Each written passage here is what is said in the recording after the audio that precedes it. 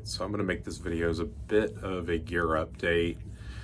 I'll probably make a video about one of the items, which is a Leupold Mark V, probably in a few weeks. I've had a chance to run it in a couple of matches now. One centerfire match, which was the regional warm-up for the MDT Frostbite, and then a couple weeks before that I ran it as a in a NRL 22 match. But what this video is going to be about is just some gear. I don't know if update's the right word, but some things that I've been doing for a little bit now with my rifles, and trying to figure out what really works for me. I'm also kind of a bit of a tinkerer when it comes to things, as you can probably tell from some of my other videos that I've done. But there may be some things that are helpful. There's some of it that are still somewhat in testing. But I thought maybe I'd do a little bit of update and take you on a little bit of tour of some of the things that I'm keeping and some of the things that I'm right now trying. So here we go. So here's one of the first things that I'll talk to you guys about. So, and I'll do my best to not make you guys nauseous with the camera footage here, but so I have been running this brass weight on all my competition rigs for the last little over a year. It's been on my 6GT for that long. I've just recently added one to my 223 trainer. So a couple reasons for this. With this barrel, which is a Bartlein 6GT, I decided to cut this back. It's an MTU profile to a 22 inch. So the MTU profile gets me some extra weight over like a M24 without going full bull, which if you guys don't know, for the BA comp chassis, you can't get a full bull without widening the barrel channel in the forend. So I needed to get my balance point forward. This third weight that's on the side really doesn't help me at all with the balance point. I could take this off and it wouldn't make a difference. I just use it for a little extra recoil reduction. These two weights I would need here, but in cutting some of the barrel back, I wanted some extra weight. And for those of you that don't know, brass is significantly heavier, or I don't know if significantly is the right word, but is heavier than the steel weights. So I went ahead and got a piece of 2 inch wide, tried to make it look like something reasonable. And so what I've done is on the night vision rail, and for those of you that know the MPA chassis, there's 3 screws in the top of this, and the screws go up into the bottom of that brass weight to hold it on there. And so then the other thing that I did is to be able to get to these screws down here, I went ahead and made holes that I can put the Allen wrench through to be able to access those, to take them on and off. So you guys may be able to see, kind of see through down into those screw holes. And then we'll put some skateboard tape up over the top. This piece, which I'll talk about here in a second, hasn't been on there that long. Originally, as you can kind of tell by this hole, this was flipped backwards. Well, I knew I was going to keep this brass weight here, but I was playing around with what this is, which is attached into the side. So there's a channel that's run back through here. This is actually a piece of, it's like a 7/8 inch thick black cutting board It's got a screw down in through there if you can see it. And then I've relief cut this for my thumb, and it's actually, I run my hand up along the side and put my essentially thumb up against this here. So here's a look at, this is the piece that I was showing the other side. So this is how, usually there's a bag that's up under here, but so I end up getting my thumb locked out. And if you guys aren't aware, your thumb up is your natural lock point for your elbow. Thumb down, your elbow wants to bend out. So that's kind of an old offensive lineman trick. So thumbs up locks everything out. I don't have a lot of pressure, but this is kind of how my thumb works.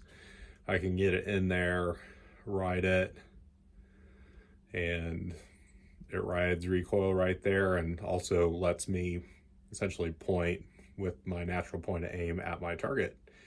I do have longer arms, so for me to reach this is no problem. Absorption. So right now, this is the newest piece that I'm trying to decide whether I like or not.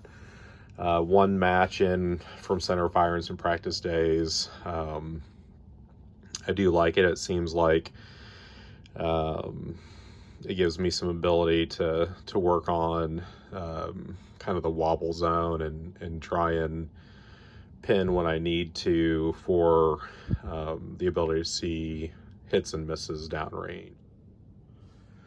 All right, so the next thing is this right here.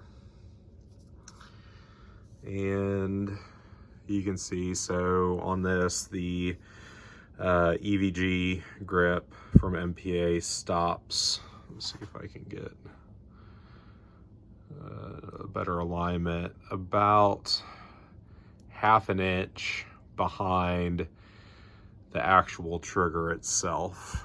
And I've had a couple different versions of this on here, but ultimately kind of what I've done is I've drilled a couple holes back into the EVG and put brass threaded inserts in here.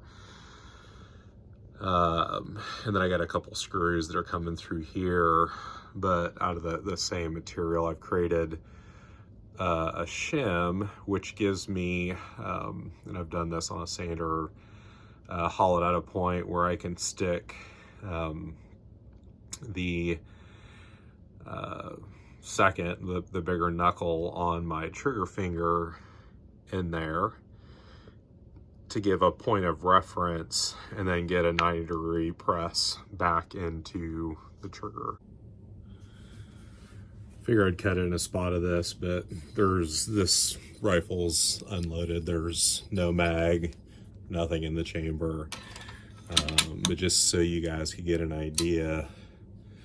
So my finger comes on, indexes in the back of my knuckle there.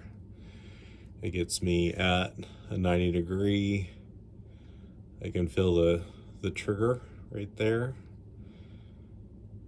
and press, and it's in. So there's really no back pressure into the chassis. It gets me into the same exact spot in the center of the pad of my finger on each press index. Same pad location, press the shot. So I like it. All right, so one last thing. I did go from my Gen 3 razors to a Leupold Mark V with the PR2 reticle. If you guys don't know, the PR2 mill reticles set up as quarter mils instead of 2/10 mil increments. It cleans up, I think they say, about 10% of the lines that are part of that reticle. So I'm still getting used to that, but first match that I've run it, really enjoy it. Saw a lot of hits and misses in that last match. So still also getting a little bit used to the windage mark there and make sure I'm reading it the same way all the time. You guys can see that I've put the tape on the turret there. I do use the wet erase. Easy, lick it off with your finger, change it for your holds. I pretty much dial everything. So I haven't got a ton of work out on the PR2 reticle, but I will make a second video about that. The last thing that's on here is I use these black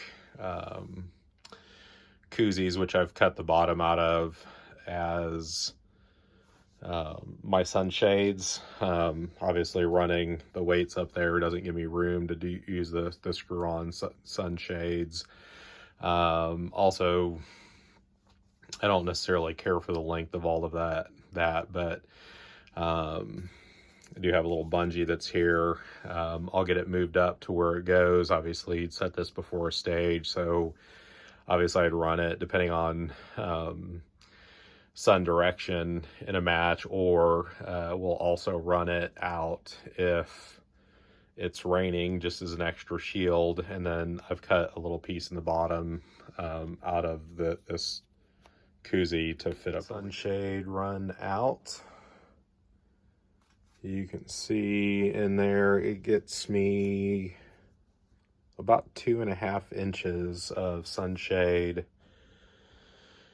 and keeps my scope short and compact. My wife does have a Cricut cutter, so made a couple of these up for myself. You'll see you got the logo. See, look nicely made, but another DIY item. So try and keep this relatively short. Want to show you a couple things. I don't know, make your gun fit yourself and see what works and what doesn't. And it's all evaluation. What works for me may not work for you, and vice versa. So enjoy.